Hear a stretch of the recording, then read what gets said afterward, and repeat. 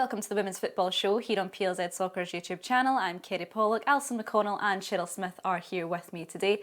Let's have a look at the table to see how things are shaping up after the weekend.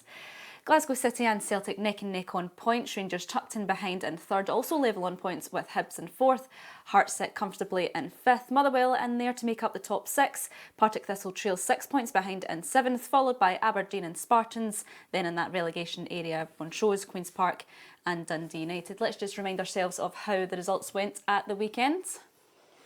It finished Glasgow City 8, Montrose 0, Hearts 1, Partick Thistle 1, Rangers 10, Aberdeen 0, Queen's Park 0, Hibernian 2, Motherwell 4, Spartans 1, Dundee United 0 and Celtic 8. Alison, let's start with Rangers 10, Aberdeen 0. Katie Wilkinson, she was a goal-scoring machine at the start of the season, scoring the club's 700th goal. How valuable is a player like that right now for Rangers? Yeah, I think she's been excellent throughout the course of the campaign. I think there was an indication very early on. She came in, she hit the ground running.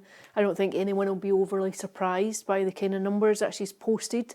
And I think it's very notable that Rangers have scored more goals than anyone else this season. They are, of course, still 2 points off of Glasgow City and Celtic at the top, but I think all the signs now point to the fact that this is a title that could well be decided on goal difference, and I think the fact that Rangers lost it on goal difference last season has fuelled this desire not to stop in games, not to take their foot off the gas, and I think it's fairly clear that when teams out with the top five are playing against one another, that you have this huge chasm that is reflected in scorelines such as the one that you've seen at Broadwood yesterday, and then of course that you saw on Friday night again when Celtic play Dundee United, who are at the foot of the table, and when Glasgow City play Montrose. I think there is a massive gap in quality and resources between these two, between these almost like two leagues within a league. And I think what you've seen with the top teams is a desire to go and emphasise that through scorelines that may well be pivotal when it comes to deciding the destination of the championship. An area of quality that Joe Potter's side have is that they're not only reliable on the one or two players to start scoring the goals, it's coming from all over the park. Yeah, I think so. I think Rio Hardy, her stats were good last year. I think they've got goals coming from the middle of the park. They've got plenty of goals in them. I think the key for Rangers now will be consistency. I think it will be about beating teams and not slipping up. I think there'll be a level of frustration at the back-to-back defeats that they suffered against Glasgow City and Hibs just at the turn of the year. I think they will hope that it doesn't prove costly, because I think what you've seen in this league is that you really can ill afford to drop too many points, otherwise you're out of the reckoning. Now, it is only 2 points just now between them. They've still got to play both City and Celtic again another couple of times. There is plenty of time to go and make that up, but what they can't afford to do is have an off day against teams round about them or a bit lower, and I think a scoreline such as that 1-10-0 would tell you that they've been pretty much on it. Yeah, Cheryl, it finished Glasgow City 8, Montrose 0, back to winning ways after their defeat to Hibs in the league. But a big challenge coming up on Friday night against Celtic. How much of a big game is this coming up for? Yeah, I think it's huge. I think this is where it's about to get really tasty when they're going against each other, because I think it's going to come down to this. I think give or take a couple of results just this season, you've seen Glasgow City of old, maybe those results where they hammer teams and you know kind of what the result's going to be almost before you go into the game. And Celtic now have no Champions League to focus on, so their full focus is on this. It will be really interesting just to see. They've had really competitive games recently against each other, but I think it's about to just get really exciting. Is every point a prisoner, as Ali just mentioned, going up against each other? Yeah, because it's so close, obviously, and like she says, it might come down to goal difference, but it's definitely going to come down to these games: Glasgow City, Rangers and Celtic, and possibly Hibs if they can keep in there. How do you see that one playing out? I really don't know. I think it will definitely be tasty, as Cheryl says. I use that word because in the aftermath of the cup game just last Sunday, Elena Saduikou had said she sort of lamented the fact that City had scored 3 goals without really creating anything. Now, I think you can take those comments with a pinch of salt, to be fair. At Glasgow City, the goal ruled out. I think they maybe just edged it across their second half performance. Celtic were excellent in the opening 45 minutes. They started the game really well, but as has been a trait with this Celtic team. They're not sustaining it across 90 minutes at points this season, and I think there is a failure to be clinical in front of goal when they do have chances. I think that was their undoing last weekend. I also think there's a frailty at the back. There's a real defensive frailty, highlighted I think all the more so with Caitlin Hayes not being in there. Glasgow City, I think, look like a very confident team, look very quietly confident this season. I think they'll have taken a lot of heart from recent performances across the last 6 weeks. They have climbed all the big scalps within the league. I think they too have been fairly consistent. Another team who have addressed the fact that they were maybe not entirely clinical in front of goal last season. I think you've seen that. I think Brenna Oliveira's return from that really bad injury last term has been fantastic for them. I think she's led the line. I think she's a real focal point. I think she's an absolute handful for defenders to come up against. And I think it's a really intriguing game on Friday night. I just wonder about the fact that it's at Petershill. Maybe that gives City the edge in this one. And I think too, psychologically for Celtic, there is a big question mark at the minute hanging over this team because they're not beaten the bigger teams round about them. They've not beaten Rangers in their last 5 games against them, and they lost against Glasgow City in the last meeting. They beat Glasgow City at the start of the season, a narrow goal, a 1-0 win on a night where I think you would have to say it was probably Ichi Peachy, and they come away from it with the 3 points. But I think Celtic need to come away from this knowing that mentally they are capable of going up against City and Rangers. And it will be interesting if they don't do that, how the rest of the campaign plays out. Yeah, I think they've got something to prove in this game because they've not done it over the course of the season and they're defending a title. And they don't have any other focus now, so they have to... Out of both cups. Yeah, they have to prove that they can defend the title and it be like momentum and not just one title in every however many years. Absolutely. Well, Hibs this is a kind of statement night for either team, I think. I think whoever comes out of this one with a victory, it could obviously end in a draw, but I think if there's a team comes out of this with a victory, I think you've got to say they've got the bit between their teeth to go on and win the league. Is there more pressure on Celtic going into this one? I think there is. I do think there is. I think one, the fact that they've gone out of both cups, they were dismissed from both cups by their biggest rivals within a matter of a fortnight. They only have the league now to show for their season. This is where it all comes down to, and they need a performance against Glasgow City. Do you think that's why she's Elena Saduikou? She's getting a little bit tetchy about the transfer window and how it didn't really play out the way she wanted, and also the support from the club.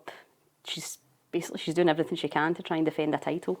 Yeah, I think her comments have been particularly interesting, just across recent weeks, and particularly last week. I think last week was the clearest message she has given yet, where she feels as though she hasn't been backed financially. I think when it emerged that Caitlin Hayes was going to Brighton, she had said that she had lined up a replacement centre-half, and that the fact it didn't come to fruition was really because of matters out with her control. And I think you've got to attribute that to finances and not being able to come to some kind of agreement. But I thought, whereas in previous weeks there has been a sort of blurring of the lines at points with comments, I thought she was very unambiguous. Last week, I think when she said, I have a budget here that's akin to the same budget as Hearts and Hibs. That was a big one. Whereas Glasgow City and Rangers is where I should be keeping pace with in terms of the resources that I have to work with. I thought it was very, very notable. And I think her frustration maybe comes from the fact that she feels as though she's probably done all she can with this Celtic team. She's won the league, first time in their history. She's taken them into the group stages of the Champions League, first time in their history. And then I think she's now saying, well, I can't go any further, I can't do any more without getting a bit more money. Do you think Elena Saduikou now feels that there is a bit of a glass ceiling for her? I wouldn't think there's any doubt. I think she was nominated just at the turn of the year for a FIFA Best Award, Best Female Coach.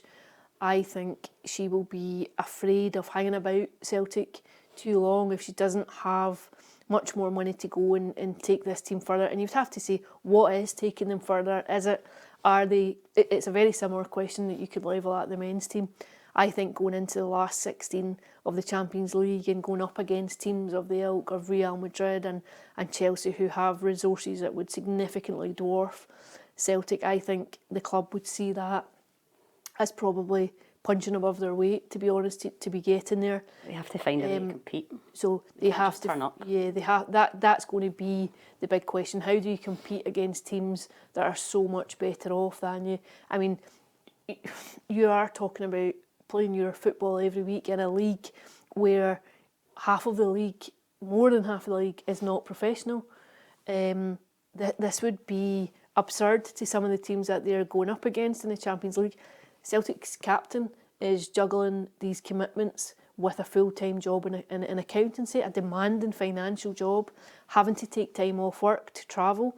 The vice-captain is in a similar position, also juggling it with very demanding work in Police Scotland. So these are big issues that I think there has to be questions asked. Where do you see this team? What's the future of this team? What are the immediate objectives? What are the long-term objectives? What are the finances involved in getting there? And I think that is the core of the frustration at the minute. And I think, whereas in recent weeks it's simmered a little bit, I think last week you had a proper glimpse into the level of frustration that she's feeling about it. And I think on a personal sense, she may feel that there will come a point where her card is still very ripe because she has gained a lot of publicity these past 6 months for having taken Celtic into the Champions League. She's the youngest coach in the competition across both men or women's, so she's made a little bit of history there. She's made a bit of history with Celtic. She's the FIFA thing definitely shone a light on what she's been doing, and I think she might feel, the time is right for her to make sure that she's maybe not drifting into the background if Celtic don't win the league this season and fade away, that she's thinking this might be an ideal time then for me to go and make the next move in my own career. Absolutely, well, time will only tell. Cheryl, let's move on to Hibs. They're also a team who picked up 3 points at the weekend, unbeaten since September last year, just 2 points off the top two. Will their ambition now be to at least get a place in the top three, would you imagine? Yeah, I think it has to be now. I'm just, I don't want to diminish their achievements. I don't see Hibs lifting the title. I do see them having an effect on who does, as they have done the whole season.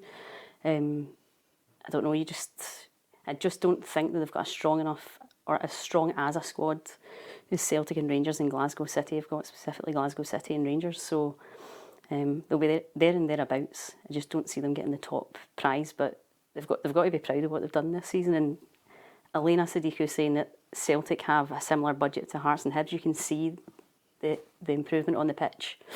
And yeah, I'm not sure they'll be up at the top, but yeah, they'll certainly have a say, I would imagine. So let's move on to Scotland. Ali, McArdle appointed interim coach of the women's team. The search for Pedro Martinez Losa's successor continues. You were out speaking to him. What sort of vibe did you get? What impression did he give you? He was great to deal with. I thought he was very comfortable. I thought he handled everything very well last week at Hampden. But of course, the real addition for this job, I think, comes in how Scotland fare across these opening 2 Nations League campaign games. I think his first task is really to get a squad together who will be demoralised. I think there'll still be a hangover from the Finland defeat, the manner of it, the insipid nature of going out, of not making it to a third successive tournament. The realisation that this summer you're on the outside looking in.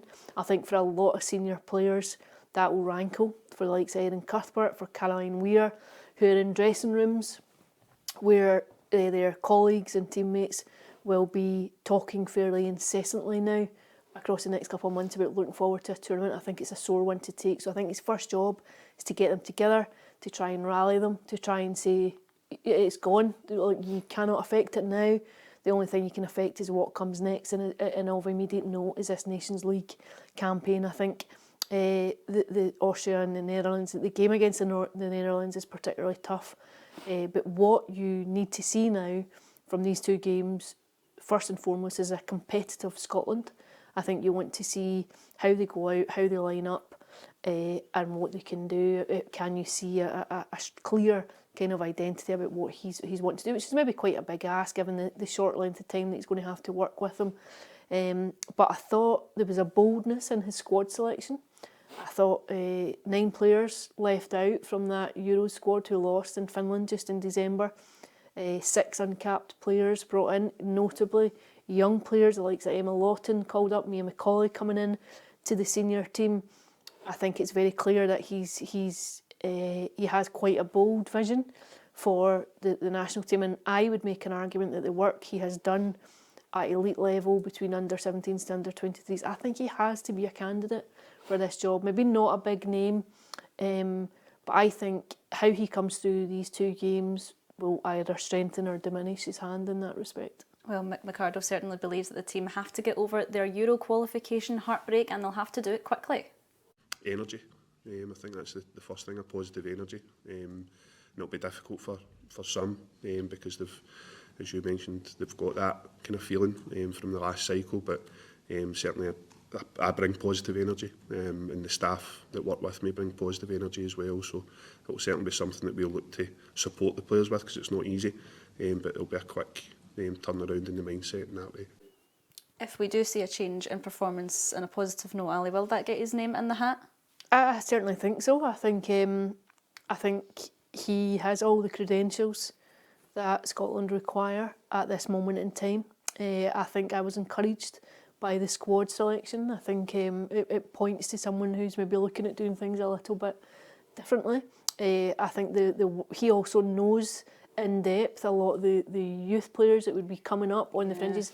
The results and the progress of Scotland at that level has been very notable. It's maybe slipped quietly in the background because of the age levels that you're talking about, but they have they've done very well, and I think players who have worked with him and who have been in coaching courses with Mick McArdle speak very, very highly of him. So I think a lot will ride on these 2 games and how Scotland fare, how they set up, what kind of performances you see, and whether maybe or not he's a genuine contender for the job. But certainly I think when you look at the candidates just now, I think he ticks a lot of boxes. He has his pro licence, has a lot of experience within the SFA, he knows a lot of the players.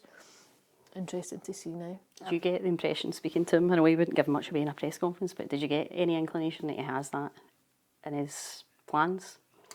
He was obviously keen not to be drawn on it on the record. I think I think he has to come out and say that his focus really is just on the 2 games. But I think privately, I think he would fancy it. Yeah, well, on behalf of myself, Cheryl and Ali, that's us done for the show today. We'll be back next week with some more action to look forward to. Thanks for listening. Thanks for watching.